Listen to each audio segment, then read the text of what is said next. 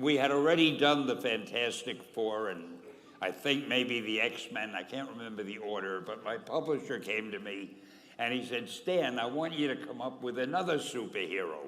So I said, okay, went home, and when my publisher said do something, I'd better do it because I wanted to keep my job. I thought, what can I come up with now? And the most important thing in a superhero at first is the superpower. Once you get that, everything else comes along. So I thought, what power will I give a new guy? And I saw a fly crawling on the wall.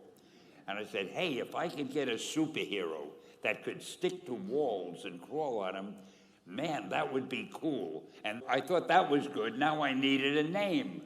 So I said, well, let's see, Fly Man, Mosquito Man.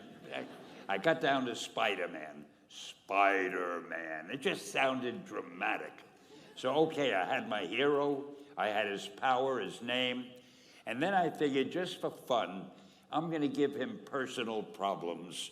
Because except for you people that your lives are perfect, but most other people have personal problems.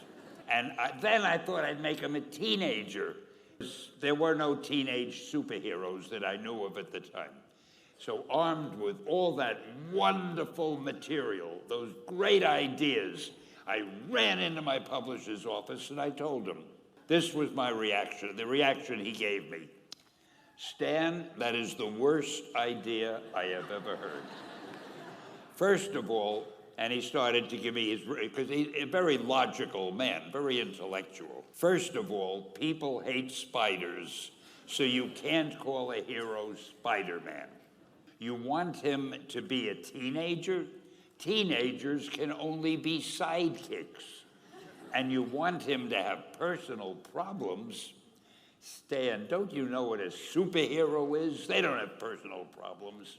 Well, I left the office disappointed, but obviously a much wiser man.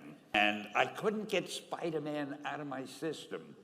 So we were about to kill a magazine. I think it was called Amazing Fantasy. It wasn't selling well, and we were sending the last issue to press. When you do the last issue of a magazine, nobody cares what you put in it because the book is dying. Just to get it out of my system, I put Spider-Man in Amazing Fantasy, feature him on the cover, forgot about it.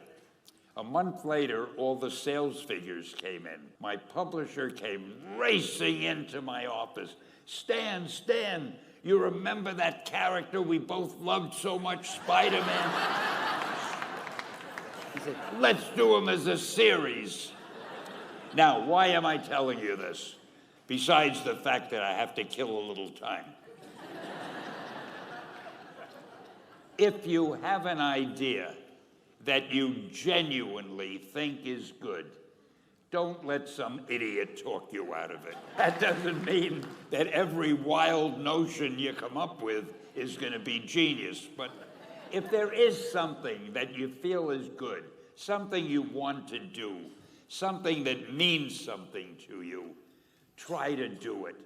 Because I think you can only do your best work if you're doing what you want to do, and if you're doing it the way you think it should be done, and if you can take pride in it after you've done it, no matter what it is.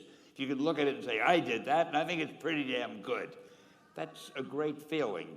So don't let idiots talk you out of something that you think is good.